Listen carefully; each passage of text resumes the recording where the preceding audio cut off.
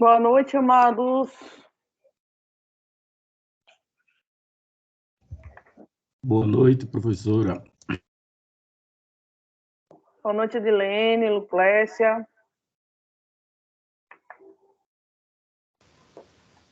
Boa noite, professor. Boa noite, Natália.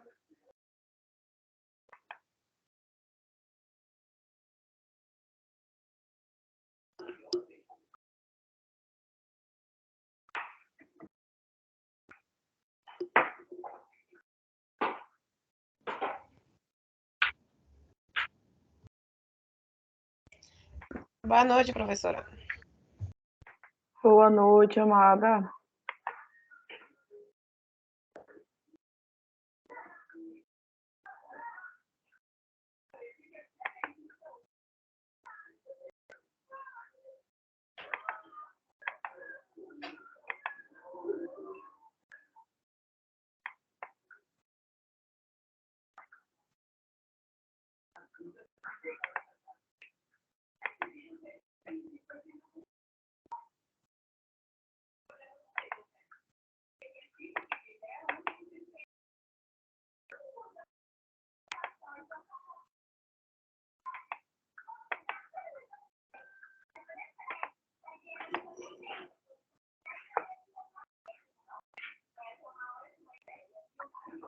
Amados, antes de iniciar a fala sobre o que nós vamos trabalhar hoje, né, sobre os conteúdos da unidade 3, eu queria pedir desculpa a vocês pelo encontro que não aconteceu na terça-feira.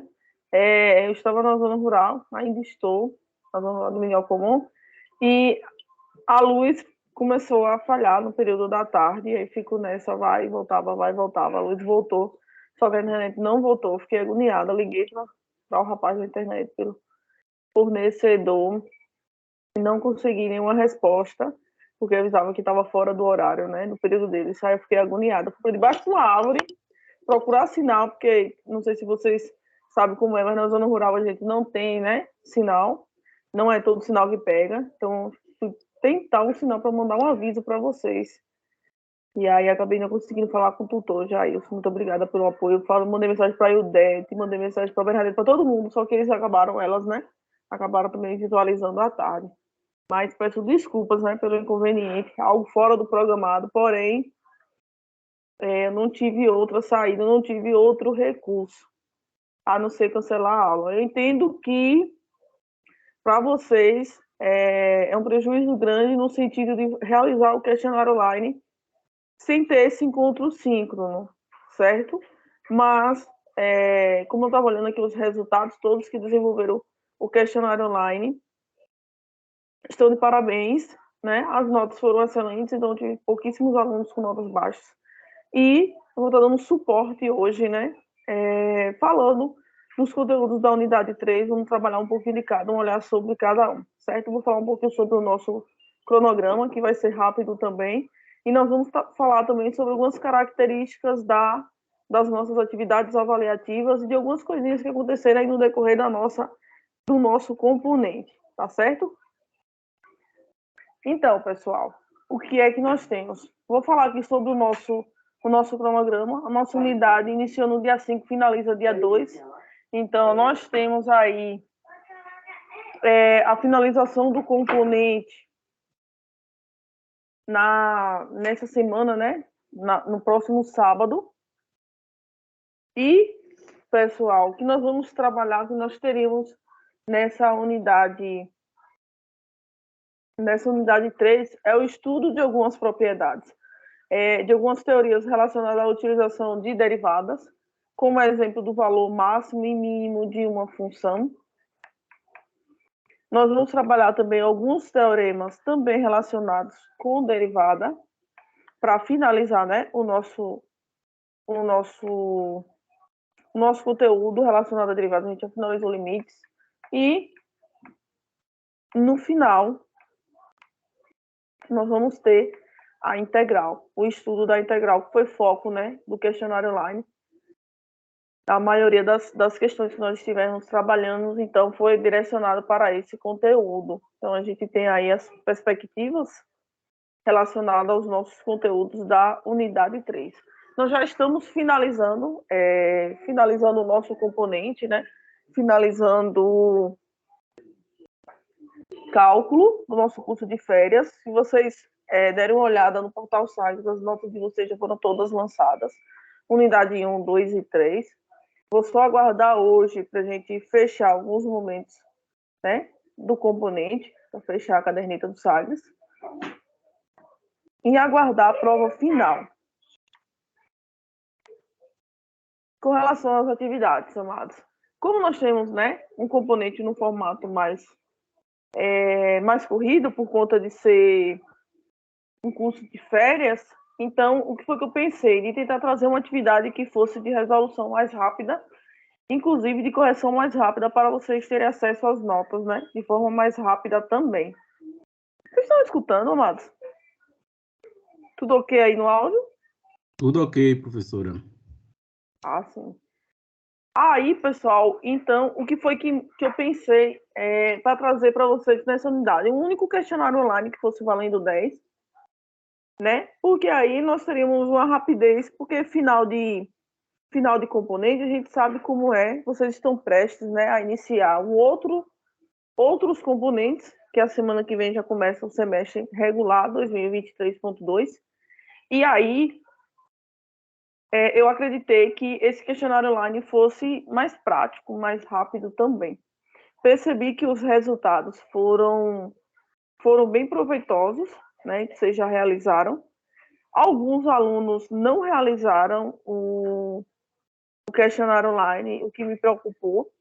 E aí eu percebo que tem alguns alunos que não acompanhou um componente, não tiveram desenvolvido nenhuma das atividades avaliativas, mas tem outros que começaram e não conseguiram realizar. Para aqueles que não conseguiram realizar, né, o nosso componente, o dia para a realização da segunda chamada é hoje. Então, hoje seria o dia, né, que aqueles alunos que tiveram dificuldade com relação ao acesso do questionário online, que realizasse ele em um outro momento. Aí, amados e amadas, entra dois detalhes que eu já falei várias vezes, né, sempre falo nos meus encontros síncronos, sempre está acontecendo, e aí eu vou só chamar a atenção novamente, que eu acho que não é o caso das alunas que estão presentes, mas vou deixar registrado no encontro síncrono mais uma vez. O que acontece? Na unidade 1, nós tivemos uma lista de exercício. Eu falei que não teria, né, direito à segunda chamada, porque ela fica aberta durante todo o componente, durante toda a unidade, certo? A gente até abriu um período maior por conta daqueles alunos que tiveram dificuldade no AVA. Mas na unidade 2 e na unidade 3, nós tivemos questionários online. Na unidade 2, com a nota um pouquinho menor, na unidade 3, valendo 10. A segunda chamada, amados, vocês só realizam mediante uma solicitação, certo? Então, vocês não conseguiram, por algum motivo, por um motivo particular de vocês, por internet, problema de conexão, vocês têm que, pelo menos, conversar com o professor ou com o tutor, passar a situação e entrar com pedido de segunda chamada, certo? Não é chegar no dia, abrir a segunda chamada e realizar a segunda chamada, mas estar fazendo uma solicitação. Por que eu estou chamando a atenção com relação a isso? Por quê? Porque na unidade 2, eu tive alguns alunos que não fizeram o pedido, né, não fizeram a solicitação, abriram a atividade avaliativa de segunda chamada e realizaram a atividade avaliativa. E eu percebi que alguns alunos que abriram a atividade avaliativa de segunda chamada foram alunos que realizaram também o questionário no período normal. Ou seja, como é que o aluno ele realiza um questionário no dia normal e ele abre a segunda chamada, sendo que ele realizou a prova? Por que ele teria direito à segunda chamada? Ele não fez nenhuma solicitação. Então, assim, isso não é aceitável, viu, amados? Então, assim, aqueles alunos que se encontram nessa situação, as notas não serão lançadas. Então, assim, dos alunos que abriram a avaliação de segunda chamada da unidade 2, apenas um uma aluna tinha feito a solicitação, a nota dela já foi lançada, e as outras, os outros alunos não terão suas notas lançadas por conta disso. Deixo aqui registrado, por conta do lançamento das notas, que não vai ser realizada por conta disso. Então, os alunos que fizeram a segunda chamada não terão suas notas lançadas no portal Sagres, porque eles realizaram, a maioria, a prova num período normal e não fizeram nenhum pedido. Não fizeram nenhum pedido de segunda chamada. O mesmo vale, deixa aqui registrado, para a atividade avaliativa de hoje. Então, eu já lancei as notas, certo? Estou aguardando a segunda chamada, mas não houve nenhum pedido de segunda chamada. Se não houve nenhum pedido de segunda chamada, subentende-se que todos os alunos que estão acompanhando o componente conseguiram, né, resolver o questionário. Tranquilo, amados e amadas, com relação a esse quesito, segunda chamada, provas.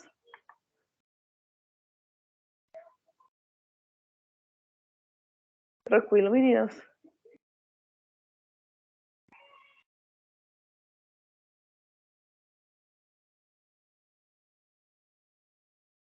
Hoje, como já passou, né, a última atividade avaliativa, e aí o pessoal, uma maioria já sabe sua situação, estou vendo que hoje vamos ter poucos alunos. Porém, como nós tivemos também uma quantidade considerável de alunos, né, considerável porque é uma porcentagem grande diante da quantidade de alunos que foram matriculados, que ainda estão em prova final, então eu fico preocupado também com esse momento. Não sei se acharam que não teria aula hoje.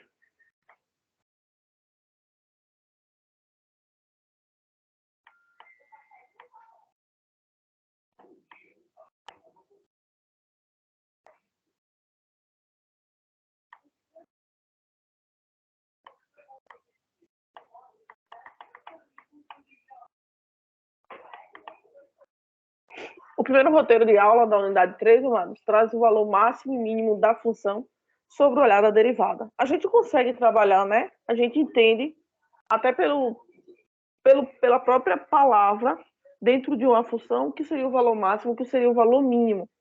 O que nós vamos ver agora é como estudar esses valores, né, a partir da derivada.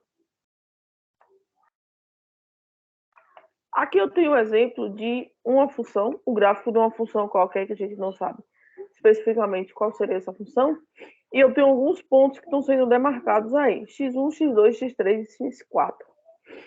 Esses pontos, ele traz, né, algumas características com relação a essas funções, com essa função, né, com relação à ideia do máximo, mas eu queria chamar para vocês o seguinte, esses pontos eles podem ser considerados máximos e mínimos da função, mas além disso a gente tem duas ideias, que é a ideia de ser relativo, que é o que nós vamos ver agora, e a ideia do absoluto, que é o que nós vamos ver lá na frente. Quando a gente fala máximo ou mínimo relativo, quando a gente traz a palavra relativo, a gente está trazendo um determinado intervalo dentro dessa função.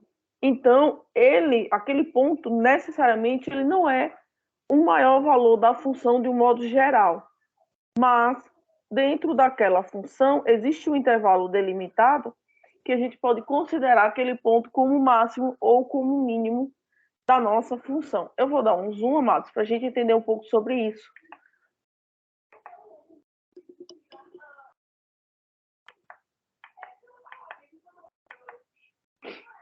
Por exemplo, se a gente observar, né, o intervalo considerando ali da esquerda até o ponto x2, então da esquerda que vocês têm começando a nossa função até o ponto x2, o ponto x1 traz para a gente aí um máximo relativo.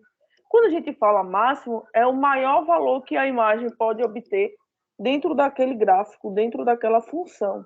Então, entre a esquerda, né, até o ponto x2, a gente tem aí um máximo, que é chamado de máximo relativo, que é em x1. Então, a gente percebe que o x1, né, ele traz ali um momento em que existe o máximo dentro de um determinado intervalo. Porém, se a gente considerar toda a função, a gente consegue visualizar que esse x1 ele não é o máximo da função, ele é o máximo de um intervalo da função. Então, a gente tem ali um intervalo em que está sendo relacionado esse ponto de máximo. Então, quando isso acontece, a gente chama ele de máximo relativo. O máximo relativo ele pode ser o maior valor da função, mas não necessariamente é. Porque a gente pode trabalhar com intervalos, que é o que nós vamos visualizar. Se vocês pegarem esse gráfico e observarem de x1 até x3, considerando esse determinado intervalo, nós vamos perceber que onde tem x2, existe um declínio da função. É onde a função está decrescendo. Então, nesse momento, existe ali um ponto em x2, considerando, né, que nós temos aí um intervalo de x1 a x3, nós temos um ponto x2 que representa um mínimo relativo. Por quê? Porque é o mínimo naquele intervalo. Não representa o mínimo da função que a gente está estudando, mas representa um mínimo nesse determinado ponto. E é isso que eu queria conversar com vocês. Por quê?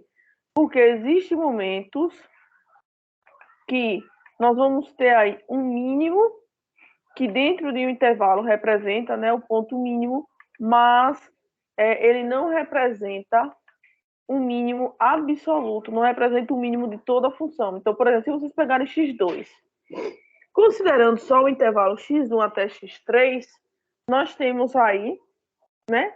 Nós temos aí o nosso mínimo, que é chamado de mínimo relativo. Se a gente considerar toda essa função, nós vamos perceber que esse mínimo ele não é o mínimo da função que a gente está estudando. Ele é o mínimo relativo considerado esse intervalo, mas não é o mínimo da função. Se vocês forem lá para x4, vocês vão observar que em x4, a imagem de x4 é menor, tem um valor menor do que a imagem de x2. Ou seja, se a gente considerar toda a nossa função, x4 traz um valor ainda menor. Então, ali, amados, é o que a gente chama de mínimo absoluto. Máximo e mínimo absoluto e máximo e mínimo relativo. Quando a gente fala relativo, quer dizer que existe dentro de um intervalo, certo? A gente toma apenas o intervalo como base, e ele vai ser o maior valor ou o menor valor, máximo e mínimo. Quando a gente fala absoluto, quer dizer que dentro da função, aquele valor é o maior ou o menor valor da função. Quer dizer que não existe nenhum valor que seja menor do que ele ou maior do que ele. Então, ele é o absoluto. Maior é o máximo, menor, mínimo, mínimo absoluto.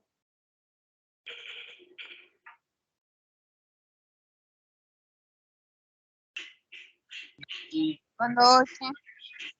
Boa noite.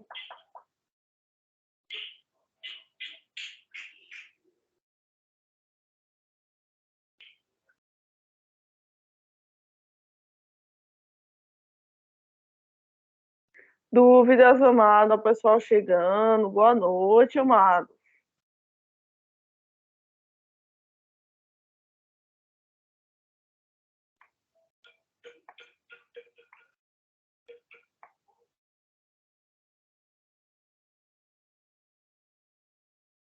A partir da ideia de máximo e mínimo, amados, absoluto, né, e relativo, vai surgir para a gente aqui agora, que é um momento crucial, né? Acho que é um momento mais importante desse roteiro de aula, que é o que a gente chama de número crítico.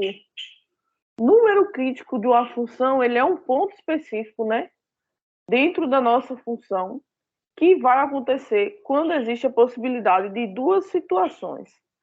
A primeira situação é quando a gente calcular a derivada naquele ponto não existir. Então, o que é que nós vamos ver que vocês já viram também, né, no estudo das derivadas? Existem funções que a função naquele ponto ela existe, só que não necessariamente a derivada naquele ponto vai existir também. Então, a gente percebe que existe uma relação, né, que uma não depende da outra. Aí, pessoal, se quando vocês derivarem, deriva a função, só a primeira derivada. Derivou a primeira vez. Se vocês encontrarem uma função que existam pontos, que aqueles pontos eles não possuem derivada, não existe, né, naquele ponto, ali o que a gente chama de número crítico da função. Então, o número crítico da função acontece quando uma das possibilidades é a derivada naquele ponto não existir. E aí, pessoal, existe também uma outra situação para que a derivada, né, traga uma linha de raciocínio sobre o número crítico, que é quando a derivada ela é igual a zero. Então, quando nós estivermos fazendo o estudo, né, da nossa derivada, deriva a primeira vez, a primeira possibilidade é a derivada naquele ponto não existir. Vocês já viram, né, que tem diversas funções, que existem restrições dentro, né, dentro do nosso domínio. Então, a gente tem, né, diversas funções, principalmente funções que trabalhem com o denominador, né, envolvendo incógnitas no denominador, a gente percebe que existem várias restrições. Há exemplo também de funções que trabalham com raízes dentro dos reais, né? Que a gente não trabalha com raízes negativas. Então, existe aí também restrições. Então, pessoal, quando vocês estiverem trabalhando com uma função que vocês derivarem e perceber que existe pontos que a derivada não existe, ou que a derivada naquele ponto seja igual a zero, é o que a gente chama de números críticos da função.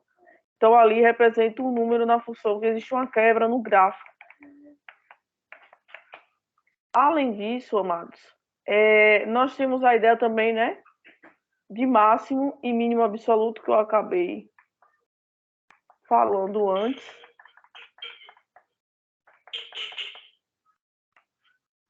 Quando nós temos uma função em um determinado intervalo, né, a gente considera o intervalo AB.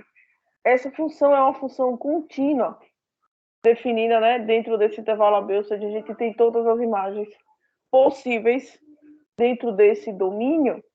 F assume o máximo e o mínimo absoluto dentro desse intervalo.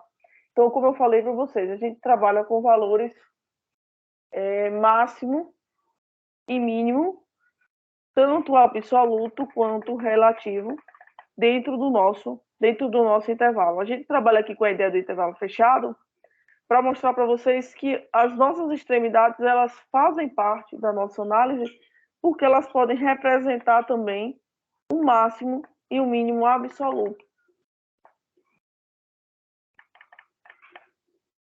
Além disso, amados, dizemos que f de c é o máximo absoluto da função f se c pertence ao domínio de f e f de c é maior do que ou igual a f de x para todos os valores de x no domínio de f. E a mesma coisa, né? Só que de forma análoga para o nosso mínimo absoluto.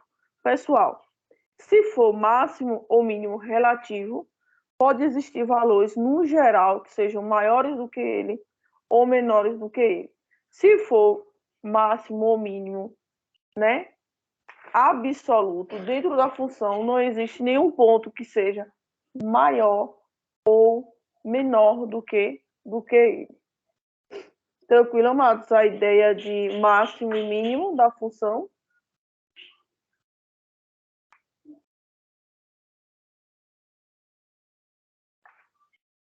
Vou pegar essa função para a gente resolver e mostrar para vocês sobre a ideia de números críticos.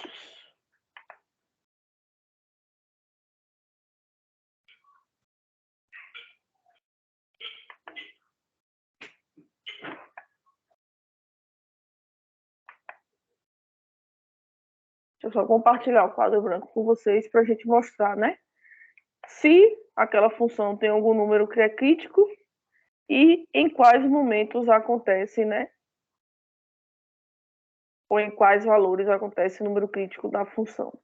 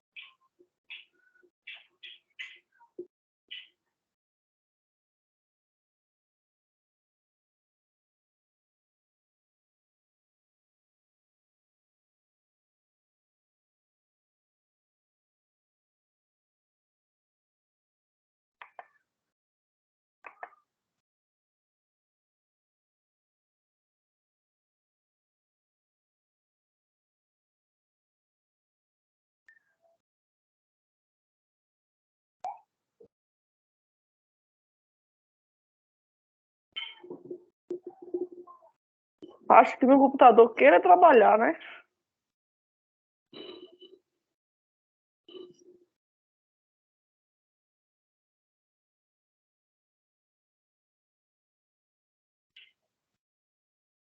Vocês deram olhada, amados, nas notas de vocês, no Sagres, como está a situação de vocês.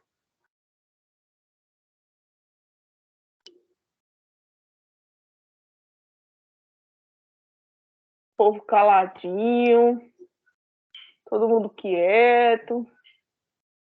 Eu ainda não olhei, professora, porque eu estava sem internet, só utilizando a do celular e estava fazendo sacrifício aqui procurando sinal igual uma doida aqui em várias posições para conseguir acompanhar o curso e tudo. E tá horrível internet. Hoje que botou minha internet fixa, aí eu estou tendo a oportunidade até de acompanhar a aula da senhora toda, porque eu estava assistindo, mas toda hora a internet caía, então estava fragmentada para mim. Depois eu não conseguia assistir porque a internet ficava caindo.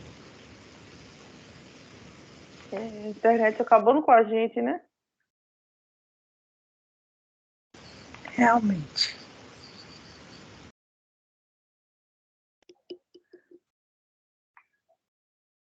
Pessoal, a nossa função era a função 3x à quarta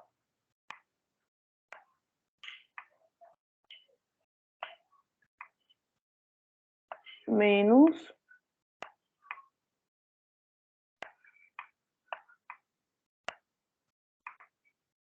12x ao quadrado. Já apareceu para vocês o quadro branco com a função? Ainda não. Que está tentando conectar a senhora aqui. Tá aparecendo a foto da senhora só rodando. Eu não entendi, porque assim eu sempre conecto o celular e o computador já para poder, né? Se um falhar, o outro dá um suporte maior. No computador já está a função normal, que é onde eu consigo, né, manusear. No celular está aqui rodando como se ainda fosse compartilhar.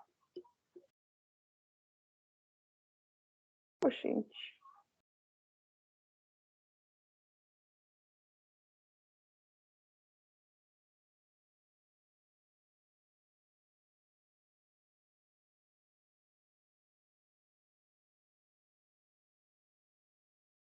Agora eu não entendi, viu, amado? O que foi que aconteceu?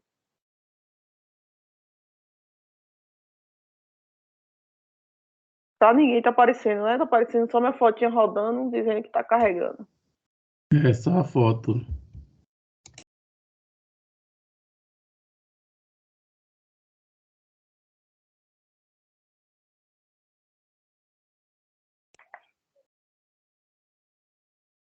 Vou sair e voltar de novo, né? Mas aproveito e já faço outras funções.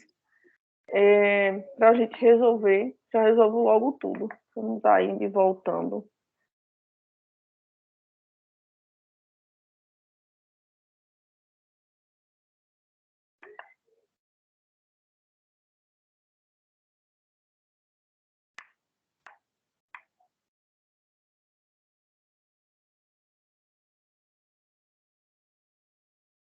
Agora foi, né?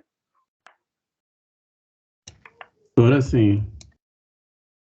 Pronto. Então, amados, eu tenho essa função, né? Tem uma função aí qualquer. E eu quero saber se existe dentro dessa função o que a gente chama de números críticos. Número crítico da função.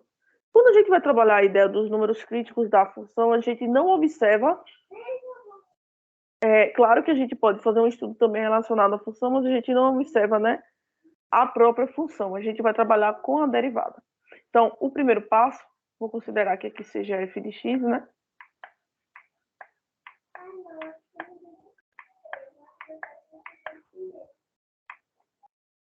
O primeiro passo é calcular a derivada da função.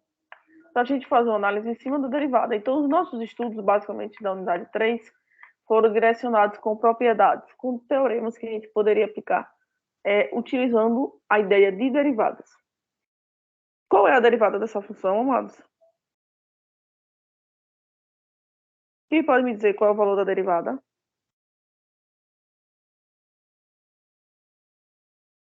Ai, meu Deus, F' de X, minha gente.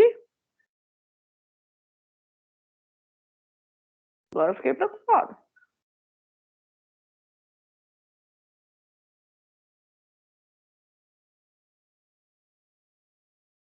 Vocês estão me ouvindo? Para ver se eu fico mais preocupado ou não. Aqui eu estou ouvindo. Eu acredito que os estudantes também. Ou seja, eu fico mais preocupada ainda, porque estão calados com F' de X. A gente acabou de ver derivadas. E aí, amados? Qual é a derivada dessa função? Digam aí para mim.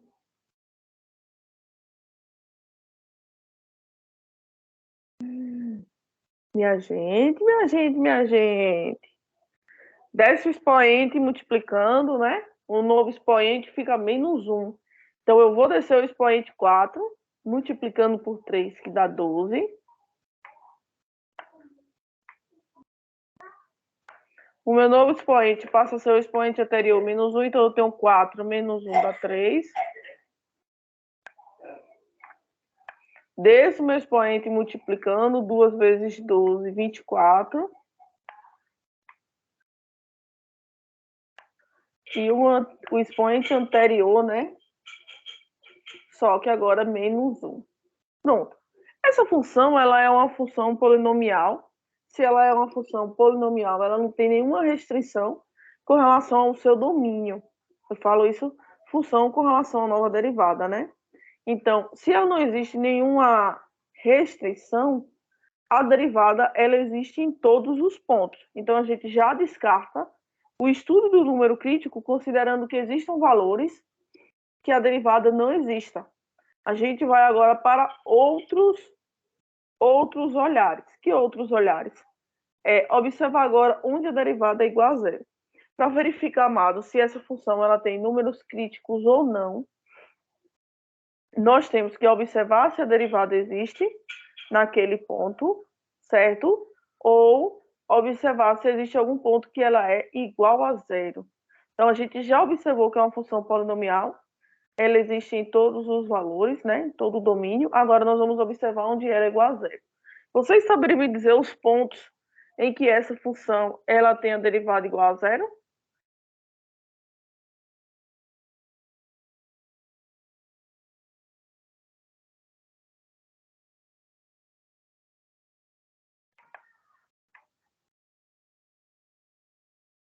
Ô, gente, vocês estão tão caladinhos.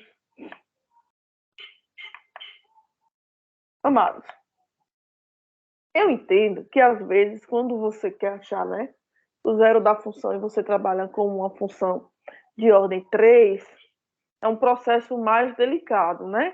Então, às vezes a gente esquece, fica na dúvida. Mas se tratando dessa função em específico, o que é que eu aconselho vocês a fazer?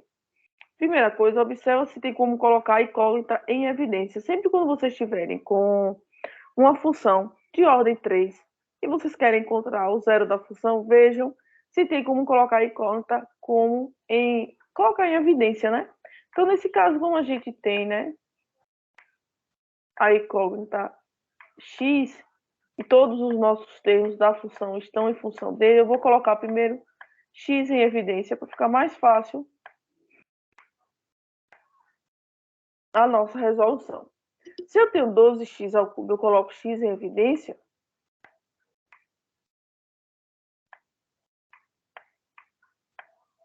Sobra para a gente 12x ao quadrado. Se eu tenho 24x e eu coloco o x em evidência, vai sobrar para a gente o menos 24. Ou seja, eu já tenho uma escrita um pouco mais tranquila, né? Para a gente encontrar os zeros da função. Pela escrita, a gente percebe já de cara que uma das possibilidades é x ser igual a zero. Por quê? Se eu quero que f' de x seja igual a zero, então a minha ideia é encontrar a derivada igual a zero, e eu tenho dois termos, ou esse termo é igual a zero, porque está multiplicando, né? Ou esse daqui é igual a zero. Então, sempre quando vocês colocarem em evidência, vocês têm esse olhar. Como eu tenho uma multiplicação entre dois termos, para dar igual a zero, ou um dos lados, né, é igual a zero, ou os outros, ou os dois, não tem problema. Mas a gente precisa que pelo menos um seja igual a zero. A gente já acha de cara um número crítico da função. X igual a zero. Se x for igual a zero, a nossa derivada dá zero, porque a gente vai ter que x vezes 2x ao quadrado menos 24. Acho que perguntaram algo sobre a prova, é até 10h30. Então, se vocês forem realizar a segunda chamada, vocês podem, né, justificar a ausência no encontro síncrono. Lembrando que a segunda chamada só pode ser realizada se tiver feito a solicitação ou justificado por que não fez, né, o questionário no período correto. Então, a primeira possibilidade é x ser igual a zero. A segunda possibilidade é considerar que 12x ao quadrado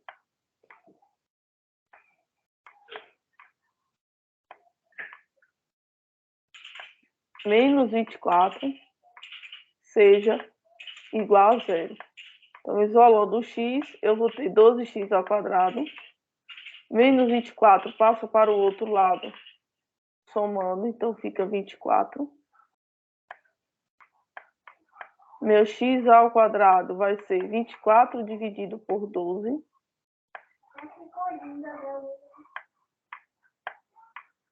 Vinte e quatro dividido por 12 dá 2, né?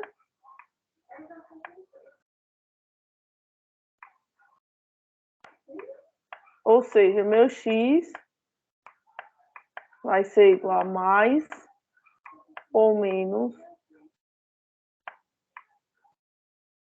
raiz de 2. Isso quer dizer, amados, que no ponto x igual a zero, x igual a menos raiz de 2 e x igual a mais raiz de 2 são números críticos da função. Quando é que a função tem números críticos?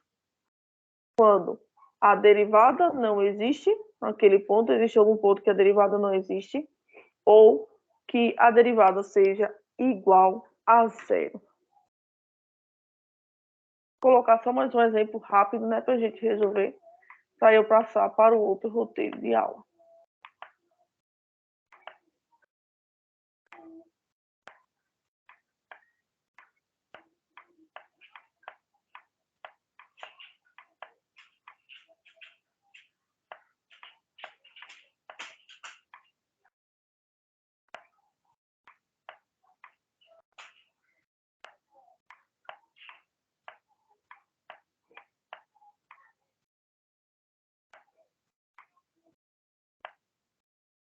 Então, digamos que eu tenho uma função, né, uma função do segundo grau, 2x ao quadrado menos 4x mais 50, e aí eu quero saber quais são os números que são críticos dessa função. Para saber os números que são críticos, o primeiro passo é calcular a derivada. Aí, bora lá, lembrem lá, amados, qual é a derivada dessa função? Quanto vale aqui essa linha de x? Vou ficar esperando vocês.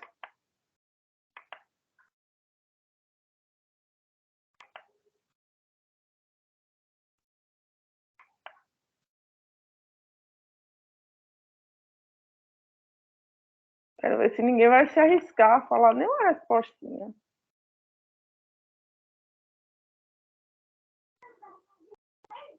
Quatro x menos 4. Pronto. Desce o expoente, muito bem, mano. Desce o expoente, né? E aí nós vamos descer o expoente multiplicando e o novo expoente fica menos 1. Então, o meu 2 desce multiplicando. 2 vezes 2, 4. Meu novo expoente vai ser 2 menos 1, menos 4. Como é uma função, né, polinomial, é uma função simples, ela pertence, né, a todo o domínio real, ou seja, todos os valores, existe o valor da derivada. Então, a gente já descarta a possibilidade, né, considerando buscar os números críticos, que existe algum ponto que a derivada não vai existir. Então, nós vamos agora buscar onde ela é igual a zero. Então, para a derivada ser igual a zero, nós temos que 4x menos 4 igual a 0.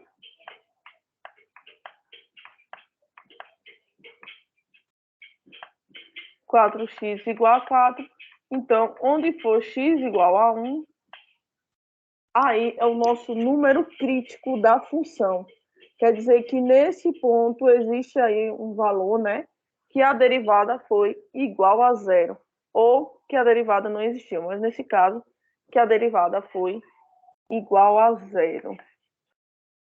Bora lá, amados, dúvidas com relação a números críticos?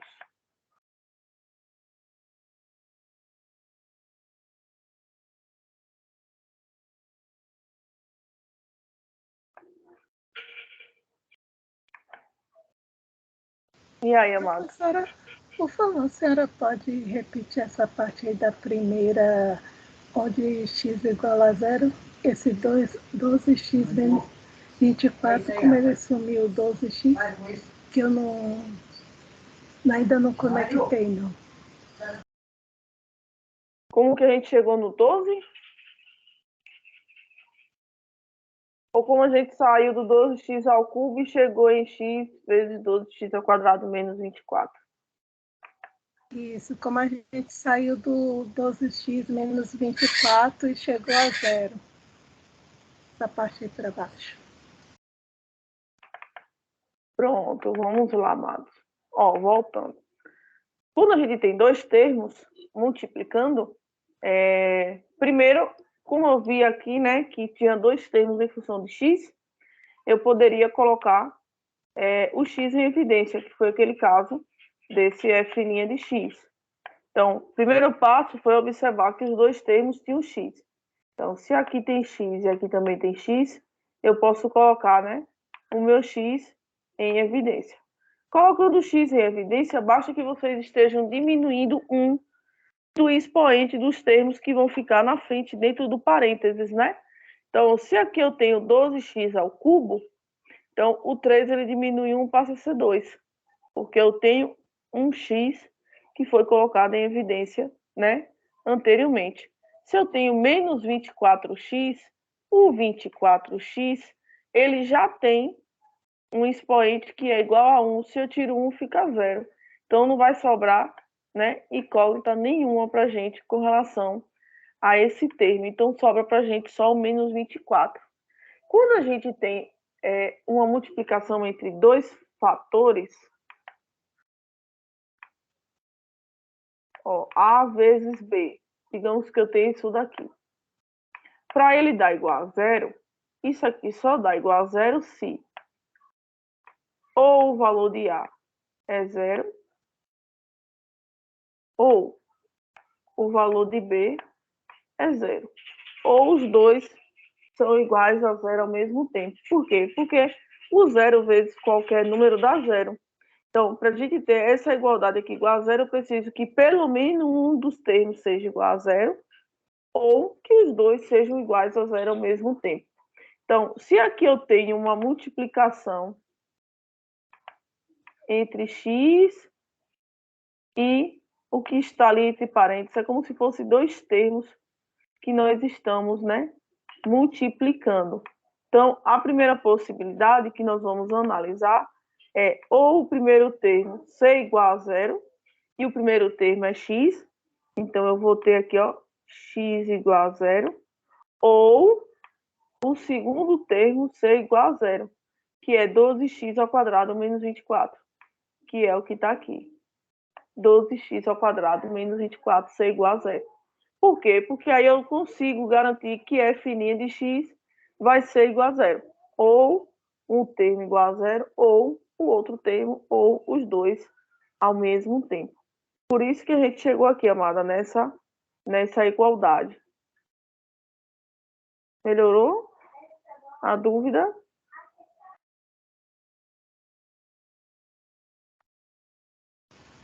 Melhorou. Ela falou melhorou, tipo, melhorou só um pouquinho, mas melhorou, né? Melhorou. Agora tem que estudar mais um pouquinho para compreender. A segunda foi mais fácil a compreensão. É por conta que quando a gente trabalha com a função do segundo grau, quando a gente deriva, ela passa a ser uma função do primeiro grau. Aí é um mais simples, né? Então, vou passar aqui rapidinho, viu, Mados? Com relação a uma função do terceiro grau.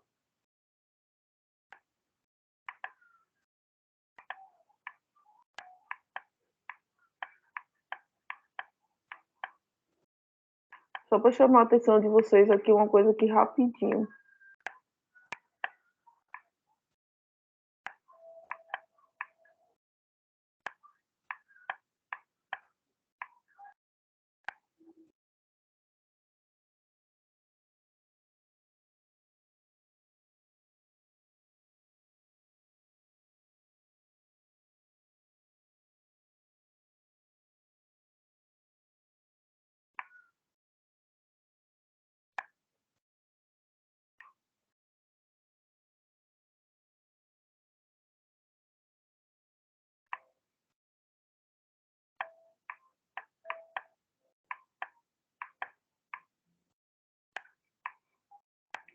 Por que eu vou passar essa função para vocês, amados? Porque, ó, se aqui a gente precisa do número crítico, o primeiro passo vai fazer a derivada. Qual é a derivada dessa função? Se tratando que a função é f de x igual a x ao cubo menos 2x ao quadrado, menos 2x mais 20. Qual a derivada?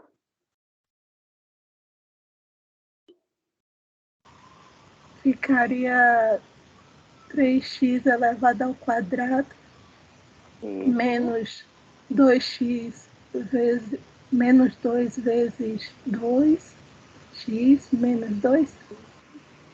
Fica menos 4x. Está resolvendo direto sua conta, né? Menos 2. Quando chega nesse momento, amados, todas as vezes que vocês chegarem numa função polinomial, que é esse caso, né? Que não existe denominadores, a função ela existe para todo o domínio, então vocês já descartam aquela parte de verificar se tem algum ponto que a derivada não existe, vocês vão direto para a função ser igual a zero. Como vocês chegaram numa função do segundo grau, por isso que eu queria chamar a atenção com relação a isso, como vocês chegaram à função do segundo grau, para vocês saberem os pontos onde a derivada é igual a zero, vocês têm que calcular Bhaskara, viu? Então lembrem-se como é que calcula Bhaskara, porque nesse caso vocês vão ter que aplicar ela. Menos b, mais ou menos, raiz de delta dividido por 2a, certo? Então, quando vocês chegarem aqui agora nessa função, vocês vão fazer o quê? Vão calcular Bhaskara, para saber quais são os valores que a função, né? Se é que tem número crítico, onde são um número crítico. Então, onde é que vai ser o número crítico? Menos b, o valor de b é menos 4, então passa a ser 4, mais ou menos, raiz de delta. Delta é o valor de b ao quadrado, então nós vamos ter menos 4 ao quadrado.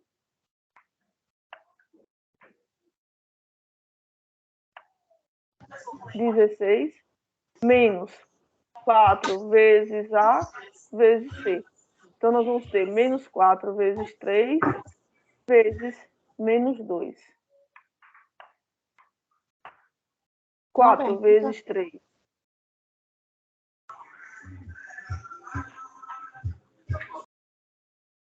4 vezes 3, 12.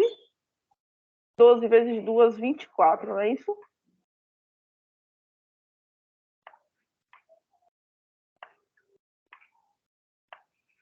Dividido por 2 vezes a. 2 vezes 3, 6.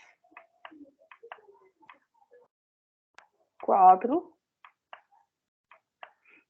Mais ou menos. Raiz de 40.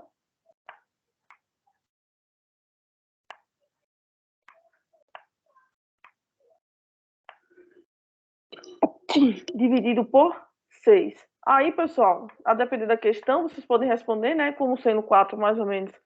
Raiz de 40 dividido por 6, ou vocês podem simplificar também. Se for para simplificar, o 40 é 4 vezes 10. O 10 não tem raiz, permanece, mas o 4 tem. Então, isso aqui, na verdade, vai ser 4. A raiz de 4 é 2. Então, vai ser 4 mais ou menos 2. raiz de 10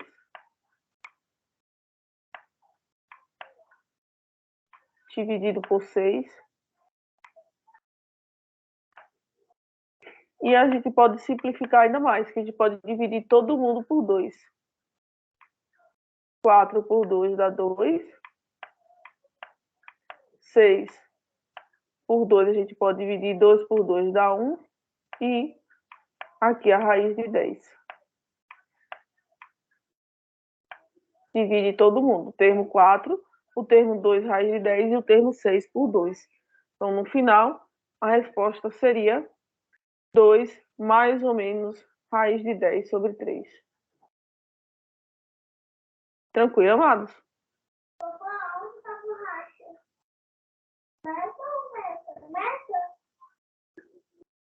Muita coisa, mas aqui foi só para relembrar, viu, pessoal? Isso aqui subentende-se que vocês já saibam, né, sobre a função do segundo grau, cálculo de Bhaskara. Só fiz para poder relembrar vocês que, nesse caso, seria preciso utilizar esse teorema. Tranquilo, amados?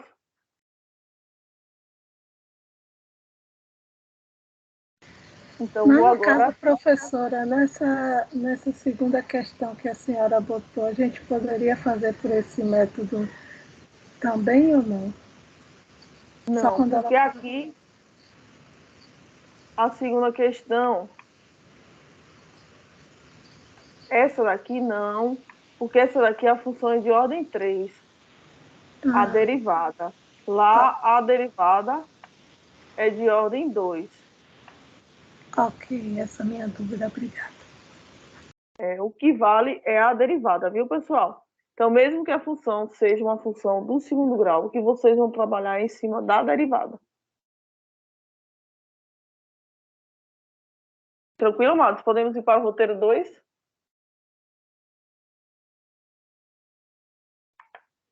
Vamos agora para nosso segundo roteiro.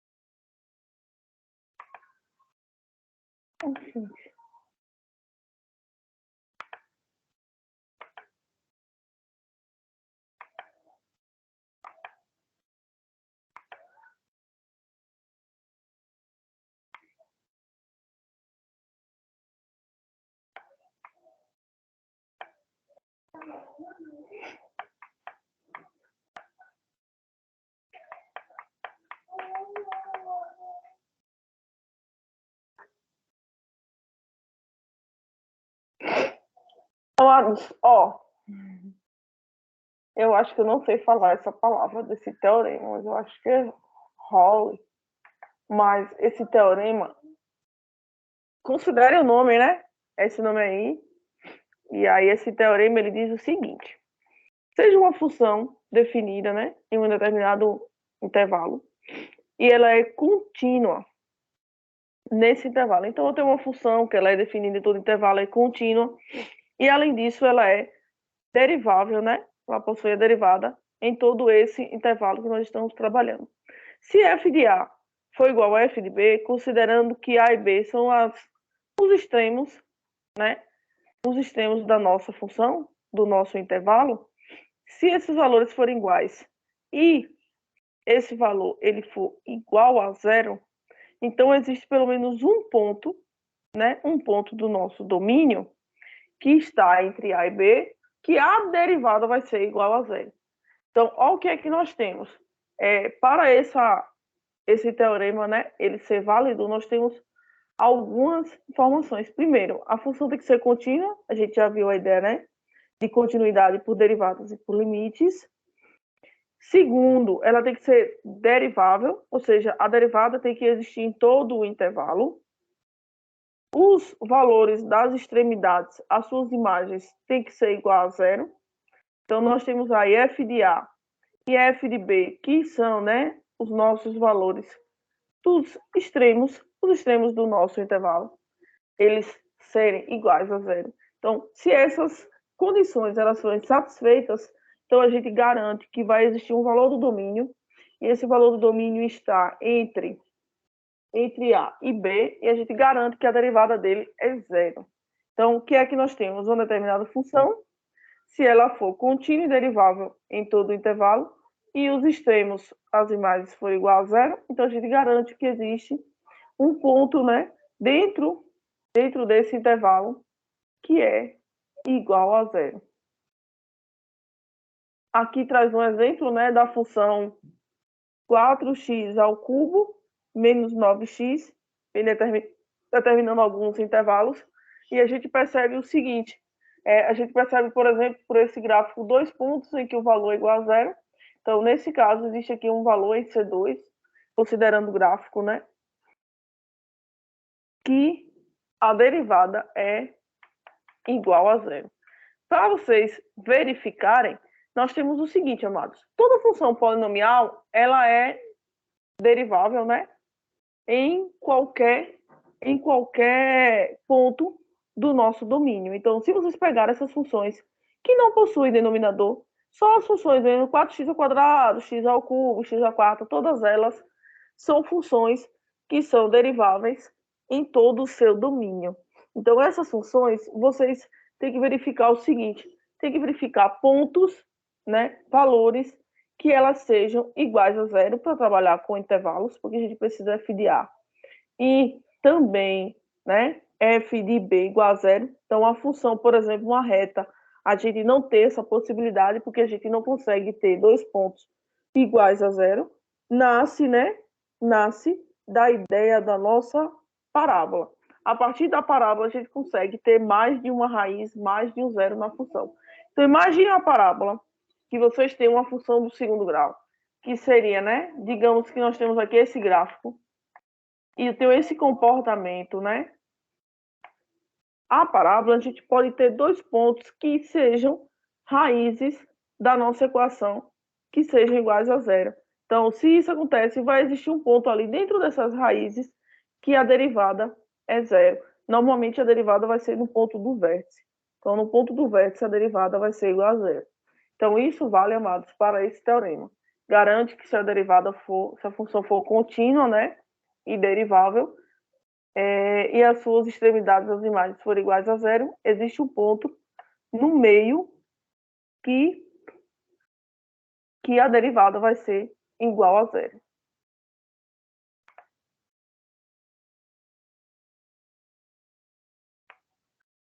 Vou falar aqui um pouco mais rápido para a gente ficar um tempo mais na integral, que é o foco, né, da nossa unidade.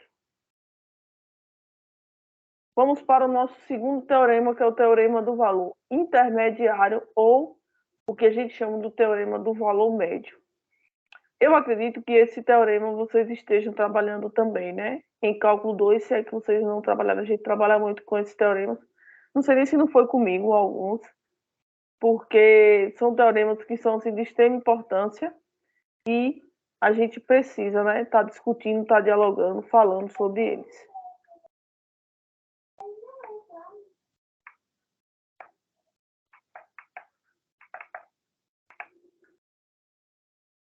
O teorema do valor intermediário, Matos, ele diz o seguinte: seja uma função, né? E a gente considera que essa função ela é contínua e derivável. Então, tanto um intervalo quanto o outro, a gente considera a função contínua. A gente já viu que não existe quebras no gráficos, né? Não existe aqueles chamados buracos. É derivável, ou seja, em todos os pontos do intervalo existe a derivada. Então, a gente consegue calcular a derivada naquele intervalo e vale para todos os pontos. No caso do teorema do valor intermediário, nós temos o seguinte: se essa função ela for contínua nesse intervalo e ela for derivável, então vai existir sempre um número dentro desse intervalo que nós estamos trabalhando, que a derivada desse valor vai ser a variação das imagens dividido pela variação dos valores dos extremos do domínio. O que seria essa variação? Né? A variação a gente pega final menos inicial. Então, nesse caso, a gente garante que f' de C vai ser igual a f de B, que seria o nosso extremo, menos f de A, dividido por B menos A. Então, toda função, quando a gente considera uma função contínua e derivável em todo o intervalo, a gente consegue garantir que vai existir um ponto dentro desse intervalo, que a derivada desse ponto vai ser a subtração das imagens, as imagens dos extremos, dividido pela subtração dos valores dos extremos no domínio. Então, vou ter f de B menos f de A, e vou ter B menos o valor de A. Então, a gente tem aí, né, duas variações. Isso garantido pelo teorema do valor intermediário. Esses são os principais teoremas, viu, amados, envolvendo derivadas, que a gente chama também do teorema do valor médio. Aqui tem a prova depois, se vocês quiserem, né, tá trabalhando. Traz até como função, um exemplo de função, x ao cubo menos 5x ao quadrado menos 3x, traz as ideias, né, do intervalo ser de 1 a 3. Então, nós temos o seguinte, que vai existir um ponto, ela é uma função polinomial, se ela é uma função polinomial, ela é contínua, e ela é derivada em todo, né, em todo o seu intervalo, em todo o seu domínio.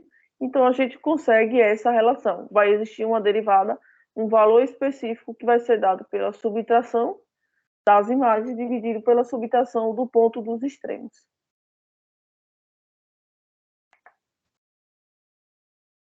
E para fechar essa primeira parte, né, que eu vou falar com vocês, a regra de L'Hospital.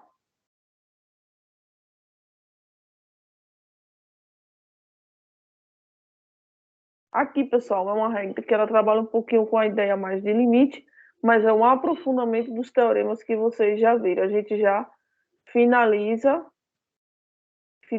né, esse primeiro momento, que é o primeiro momento dos teoremas que a gente tinha com relação à unidade 3. Nós vamos ter o seguinte: suponha que f e g sejam duas funções, né, que sejam diferenciáveis, ou seja, que existe a derivada em toda a sua função, e que g' de x seja diferente de zero, ou seja, que a nossa derivada dessa função, né, seja diferente de zero, sempre próximo a A, mas nunca trabalhar com o ponto de A, sempre nas proximidades. Nós vamos ter o seguinte: existem aí dois olhares. Primeiro, os limites, né, de f de x quando x tende a A e o limite de g de x quando x tende a A, ambos serem iguais a zero, ou quando ambos, né, sejam iguais ao infinito, né, ou ao mais infinito, ou ao mais infinito. Se essa característica acontecer, então a gente garante que o limite da divisão das funções é igual ao limite da divisão das derivadas. Então, olha o que é que nós temos. Nós temos duas funções que possuem derivada em todo ponto. Se na hora que eu quero trabalhar com um ponto específico, um ponto A, se eu calcular o limite dessas duas funções, quando x tende a A, que é esse ponto de análise, e os dois limites forem iguais a zero, ou se vocês calcularem os dois limites e derem iguais ao mais infinito ou ao menos infinito, a gente consegue garantir que o limite da divisão dessas duas funções é igual ao limite da divisão das duas derivadas. A princípio, amados, quando a gente começa com esse teorema, a gente já traz funções deriváveis, ou seja, existe, né, a derivada tanto de f de x, como também da função g de x. Por a regra de L'Hospital, deixa eu só aceitar.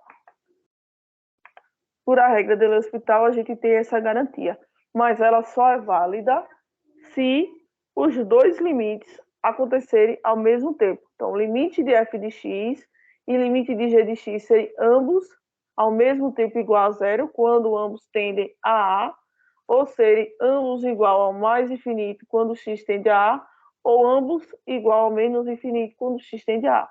Se acontecer uma dessas três possibilidades, a gente garante, né, que ao dividir as funções, o limite dessa divisão vai ser a mesma coisa, né, o mesmo valor, o mesmo resultado que a gente dividir as derivadas. Então, o limite de f de x sobre g de x, quando x tende a A, vai ser o limite de f' de x sobre g' de x, quando x tende a A. Aqui tem algumas demonstrações, amados, tem algumas informações, propriedades. E aí já vem trazendo aplicações mais diretas. Aqui são propriedades mais avançadas, né? São teoremas um pouquinho mais avançados para vocês. O foco da unidade 3, na verdade, é a integral. Então, nós vamos estar, né, falando de forma mais rápida com relação a esses três teoremas. O primeiro, a gente considera, assim, mais importante, que trabalha com a ideia dos números críticos. E o último roteiro, que é o roteiro que fala de integral. Aí, pessoal, o que é que acontece? Esses teoremas que a gente falou aqui agora, a gente não vai trabalhar com exemplos, porque a gente está com o tempo um pouquinho corrido também. Eu vou liberar vocês para alguns minutinhos de intervalo. Daqui uns 10 a 15 minutinhos a gente retorna. Quando retornar, eu vou falar com vocês sobre a integral, e aí sobre a integral, aí sim eu vou passar alguns exemplos e a gente vai trabalhar com esses exemplos. Não saiam, viu, pessoal? Não saiam da sala, porque eu vou vou baixar a lista de frequência só no final da aula. Então, para vocês, né, estarem com a presença de vocês garantida, certo? Eu vou deixar para lançar a frequência de vocês só no final da aula. Agora que a sala está um pouquinho, né, um pouquinho mais cheia, eu vou só relembrar algumas coisas, certo? Hoje é o dia da segunda chamada. Infelizmente, já pedi desculpa sobre a aula da terça-feira, que a gente não conseguiu ter, certo? Por conta de imprevistos. Acabei ficando sem energia, a energia voltou, mas a internet não retornou, estava na zona rural. E aí, pessoal, o que que acontece? Nossa atividade avaliativa dessa unidade era apenas o questionário online, ele já foi realizado, né? E aí, pessoal que não conseguiu realizar, seria hoje o dia para estar realizando a segunda chamada. Porém, o que aconteceu com relação à unidade 2, já vou até comunicar também com relação a essa unidade, é que alguns alunos acessaram a prova de segunda chamada sem ter feito um pedido, uma solicitação, e também sendo que alguns já tinham feito o questionário. As atividades avaliativas de segunda chamada só serão pontuadas dentro das notas de vocês no SAGRE, se o aluno tiver feito a solicitação anteriormente, certo? Então, o aluno que não fez solicitação, abriu o segundo chamado e realizou, não vai ser pontuado essa prova. Certo, amados? Então, vou liberar vocês para o intervalo. Daqui a alguns minutinhos a gente retorna com a integral. Certo, amados? Combinados? Certo, Pró.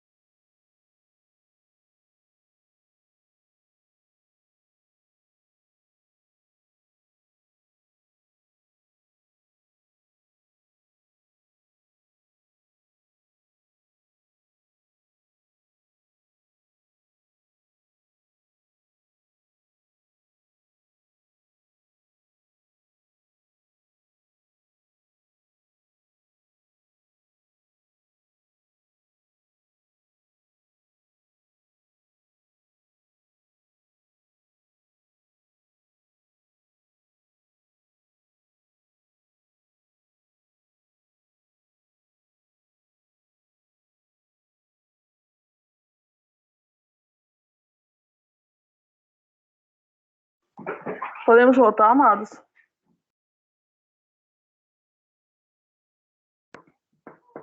Vocês estão por aí?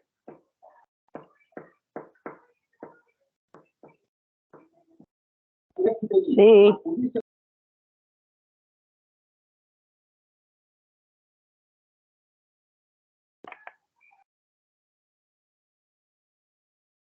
Pessoal, antes de começar a falar sobre a integral, já está compartilhando com vocês o roteiro de aula de integral? Aparece, professora. Pronto, eu vou até pedir desculpa por estar falando normalmente, mas tem alunos que fizeram a prova, fizeram o questionário online ontem, abriram o questionário hoje e realizaram a prova. Então, assim, como eu falei, esses alunos eles não serão pontuados. Então, deixa eu explicar novamente para vocês. Segunda chamada, tem lá, atividade avaliativa de segunda chamada, qualquer que seja o professor. Você só tem direito a fazer se você não fez a outra atividade e por algum motivo. Feito isso, aconteceu alguma situação dessa, vocês têm que fazer uma solicitação com a sua devida justificativa pedindo a segunda chamada. Então, assim, aos alunos que abriram a prova de segunda chamada hoje, inclusive todos que abriram já fizeram a prova ontem, nenhum deles serão pontuados. A pontuação que vai permanecer foi da prova que eles fizeram ontem.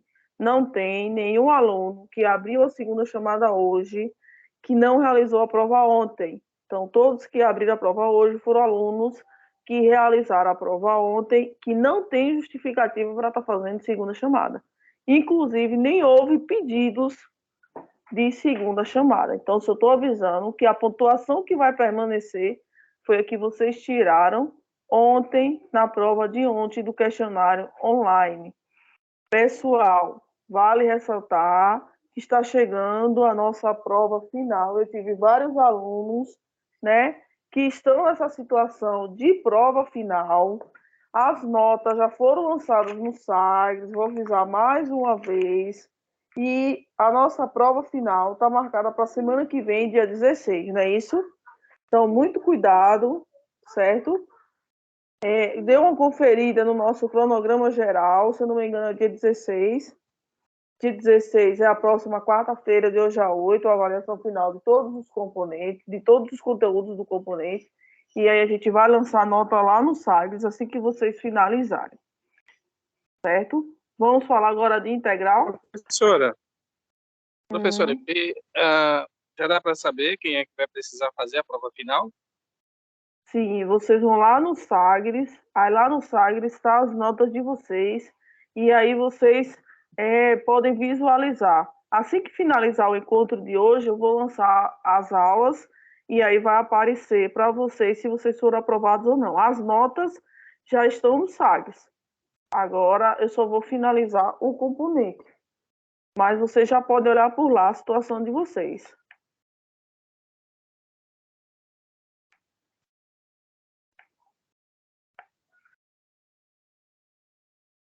Pessoal, quando a gente fala em antiderivada é integral. É a gente fazer o processo contrário da derivada. Quando a gente está derivando uma função que a gente calcula na f' de x, g' de x, nós temos o principal teorema, que é décimo expoente multiplicando o expoente menos 1. Agora nós vamos calcular a antiderivada, a mesma coisa de integral, que é tentar fazer o processo contrário. Tentar sair de uma função e chegar, né, nessa função inicial que denominou, né, que gerou a nossa derivada.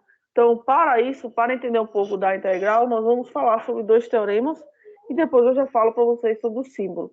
Se f e g forem duas funções, tais que f' de x é igual a g' de x para todo x no intervalo i, haverá uma constante k tal que f de x é igual a g de x mais k para todo x e i. Pronto, de onde é que vem esse k? Como é que a gente faz esse processo? Pessoal, quando a gente tem uma função e a gente deriva uma constante, todas as constantes viram resultado igual a zero. Então, se a gente tem um resultado e o resultado é igual a zero, e a gente fosse tentar voltar, a gente não conseguiria. Por quê? Porque nós teríamos aí uma infinidade de possibilidades de valores que teriam, né, como derivada o valor igual a zero. Então, quando a gente trabalha com a integral, agora a integral, né, indefinida, a gente coloca sempre o processo, o resultado do processo, mais C ou mais K ou mais qualquer uma letra que seja, né, uma letra que represente uma constante. Por que a constante? Porque a derivada da constante é igual a zero. Então, a gente sabe que se derivar qualquer constante, a ida, o resultado vai dar zero, mas na volta a gente não consegue saber. Se eu só tiver o resultado dizendo derivada igual a zero, como é que eu volto para a constante inicial se eu tenho uma infinidade delas que dão igual a zero? Então, a gente tem aí, né, essas possibilidades infinitas de constantes. Por isso que na hora que nós vamos trabalhar, nós vamos estar trabalhando com a integral, né? E sempre acrescentando agora esse C ou K, ou como vocês quiserem chamar, sempre identificando uma constante. Aqui surge para vocês um novo símbolo, viu, amados? Se tratando de derivadas, a gente utiliza a linha, F', G', H'. Se tratando de integral, a gente tem esse símbolo que parece um S, né? Algo mais comprido, mas nesse formato. Então, todas as vezes que a gente tiver esse formato agora, esse novo símbolo, ele está relacionado com integral.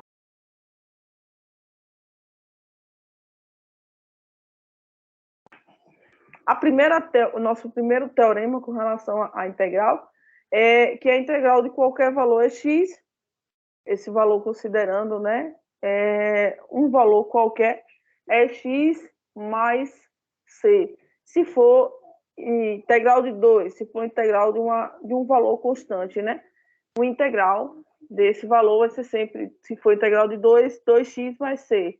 Se for integral de 4, 4x mais c. Se for integral de 10, se for integral de menos 20. Então, vai ser sempre acompanhando o x mais c, que esse c, como eu falei para vocês, né, é a nossa constante da definição que vai aparecer em todas as nossas integrais. O segundo teorema, ele diz o seguinte: se a gente tiver uma constante multiplicando toda uma função, a gente pode colocar essa constante em evidência e calcular a integral de toda a função que vai, né, ser a função restante, né? Então, o que é que nós temos? Vocês estão trabalhando com uma função. Essa função a gente consegue colocar esse valor em evidência, pode fazer o seguinte: vocês podem calcular a integral da função normal, toda, sem problema nenhum, ou vocês podem colocar esse valor em evidência e calcular a integral da função que nós temos.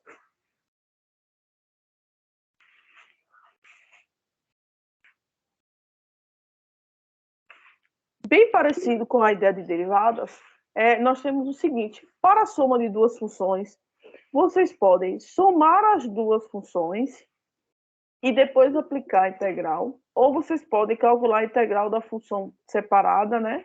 Cada função separada aplica a integral e no final só soma os resultados. Então, no caso integral, assim como no caso, né, de derivadas, e vocês tiverem soma ou subtração de funções, vocês podem somar ou subtrair funções e depois aplicar a integral, ou calcular a integral separada e depois, no final, soma ou subtrai os resultados. Fica a critério de vocês o que vocês acharem que é mais tranquilo no processo de resolução.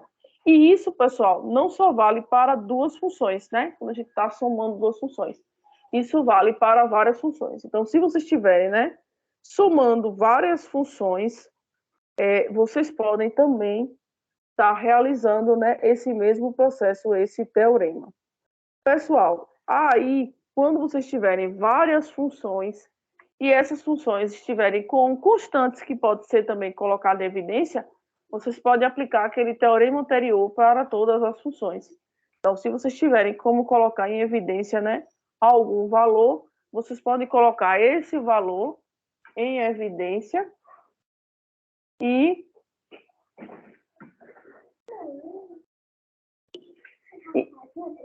E a partir disso, a gente consegue resolver a integral. Agora, pessoal, nós vamos para o principal teorema com relação à nossa integral. Quando nós vamos realizar o processo de derivada, a gente tem que o nosso denominador ele desce multiplicando e o denominador passa a ser ele menos 1. No caso da integral, nós vamos ter o seguinte: o valor que passava multiplicando, a gente vai ter agora a operação inversa, que é divisão. Só que no caso da divisão, a gente não vai dividir o expoente que nós tínhamos anteriormente. Quem é que nós vamos dividir? O expoente mais 1. Então, antes a gente já descia o expoente de cara, né? Que era o valor que ficava n, e esse novo resultado ele teria o expoente menos 1. No caso agora da integral, a gente primeiro soma o expoente mais 1, e esse valor ele vai passar agora dividindo. A operação inversa da multiplicação, ele vai dividir. E sempre acrescenta C no final, para indicar que é a nossa constante, né? O nosso valor que pode estar presente na nossa função. Com relação às funções trigonométricas, nós temos que a integral do seno é menos cosseno, que a integral do cosseno é o seno. No caso da derivada, né, a gente viu que a derivada do cosseno, que é menos seno. Agora, a gente considera sempre parecido, só que com sinais opostos.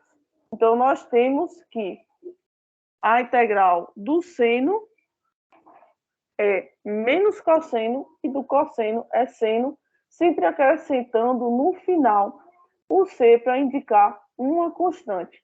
Aqui, pessoal, são consequências, né, da nossa integral das funções trigonométricas. Então, secante ao quadrado, nós vamos ter que a sua integral, resultado, é a tangente de x.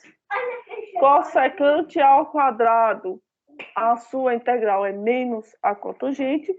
Secante vezes tangente, a integral é a secante. E cossecante vezes cotangente, a integral é menos cossecante.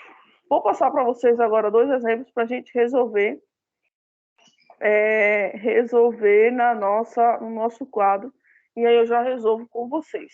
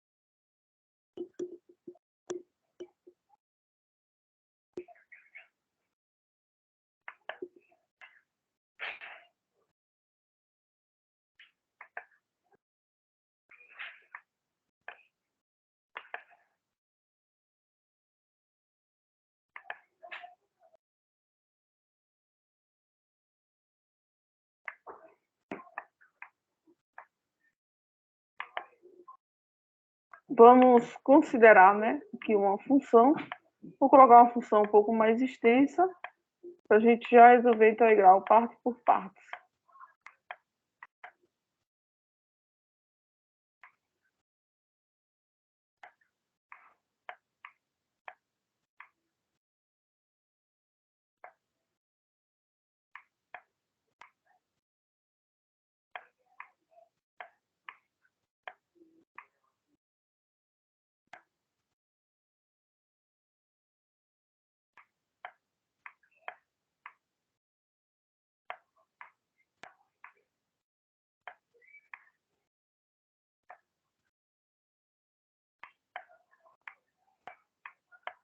Digamos que eu tenho a função, amados, f de x igual a 5x à quarta menos 8x ao cubo mais 9x ao quadrado menos 6. E eu quero calcular a integral. O símbolo eu não sei fazer direito não, mas subentende-se, né?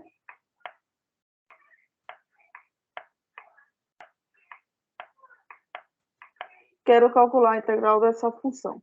Para cada termo, aqui eu tenho como se fosse soma de funções. Eu tenho 5x à quarta, menos 8x ao cubo, 9x ao quadrado, eu tenho menos 7. E aí nós vamos ter, né, como se fosse aquele teorema de soma de funções. Toda a integral, quando nós vamos calcular, amados, nós temos que primeiro somar um expoente com 1, e esse resultado nós vamos descer dividindo a nossa função. Nós vamos dividir o nosso termo.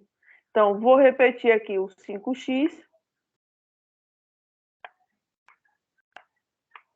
O expoente era 4, passa a ser agora 4 mais 1, que dá 5. Então, vou ter um novo expoente, que é 5. E agora minha função vai ser dividida por 5 menos. Aí sim.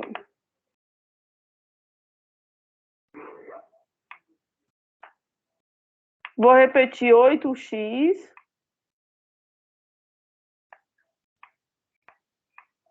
Antes eu tinha o expoente 3. Então, meu expoente agora vai ser 3 mais 1, que dá 4. E eu divido a minha função por 4. Mais 9x. Antes eu tinha 2, vou somar 1, então nós vamos ter 3.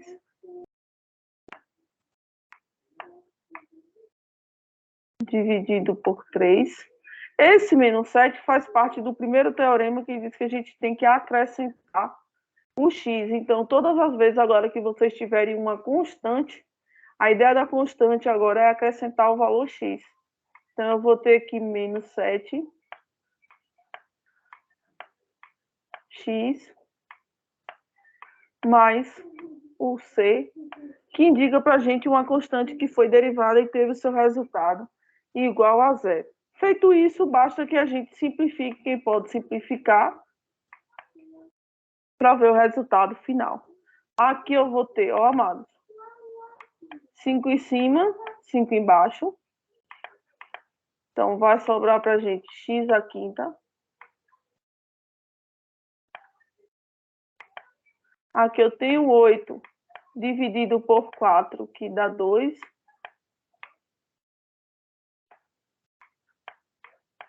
Então, menos 2x à quarta. Mais. Aqui eu tenho 9 dividido por 3, que dá 3. Então, eu vou ter 3x ao cubo menos 7x mais 6. Mais 6. Vou colocar outro exemplo para a gente fazer rapidinho. Lembre-se sempre, aumenta o expoente em 1. Esse novo termo é o que vai descer dividindo a nossa função. Então, digamos que eu tenha f de x, vou colocar aqui 4x ao quadrado, menos 5x à quarta, mais 10x. Eu quero calcular a integral dessa função.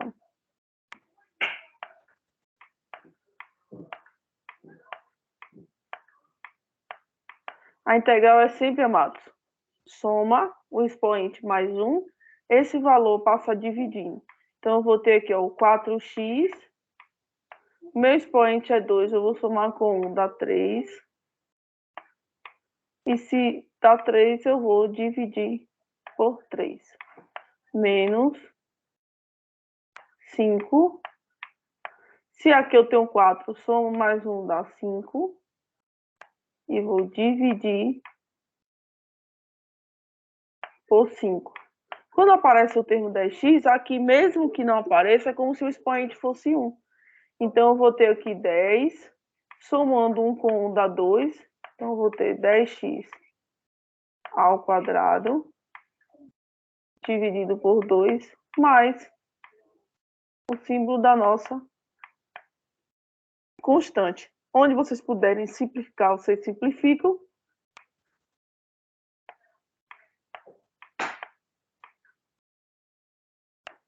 Quatro x ao cubo sobre 3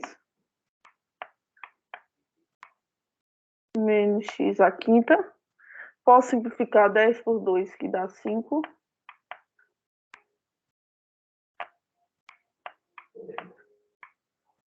X ao quadrado mais c, que representa a nossa constante. E aí se dá o processo de integral, amados. Dúvidas?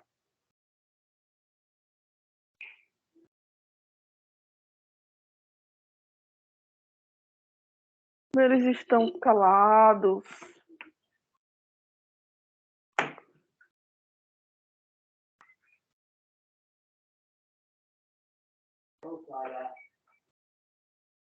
Amados, se vocês não têm dúvidas, eu queria dizer para vocês, vamos finalizar, né? Finalizar nosso encontro 5, vamos finalizar nosso componente, dizer que foi um prazer estar com vocês de forma bem rápida, né? Em curso de férias, primeira vez que eu trabalho com curso de férias dentro da UNEAD. Sei de todo o processo que, às vezes, a correria do tempo faz no processo de aprendizagem, né? De cálculo, de limites e derivadas. Gostei muito do trabalho de vocês, do desempenho de vocês durante todo o componente. As notas já foram todas lançadas, as aulas já estão todas registradas. A prova final vai ser aberta semana que vem. Assim que terminar a prova final, a gente já vai fechar, né? Fechar a caderneta e liberar vocês de mais um componente, certo? De mais um componente na grade de vocês. Tanto para os alunos de matemática, como para os alunos de física, de química. Prazer imenso estar com vocês, amados. Vou finalizar por aqui. E acho que nos encontramos ainda por outros e outros componentes lá na frente, né? Tá certo, meu povo? Tudo tranquilo? Certo, professora. Boa noite. Pelo menos uma boa noite, né, gente? Boa noite, professora. Tá Foi um ok, prazer. professora. Boa noite. Aguardando só saber se vamos precisar fazer ou não a prova final. Tá certo, amados. Beijos em todos. Tchau, tchau. Até a próxima. Tchau, professora. Tchau, boa noite. Tchau, professora. Foi um prazer estar com a senhora nesse momento. Tchau, tchau, amados. Obrigada. Já baixou a lista, professora? Já. Achei a lista já, Tchau. amada. Vou finalizar aqui o nosso encontro e a gravação vai ficar disponível para vocês na Mediateca. Até mais, meu povo. Até lá.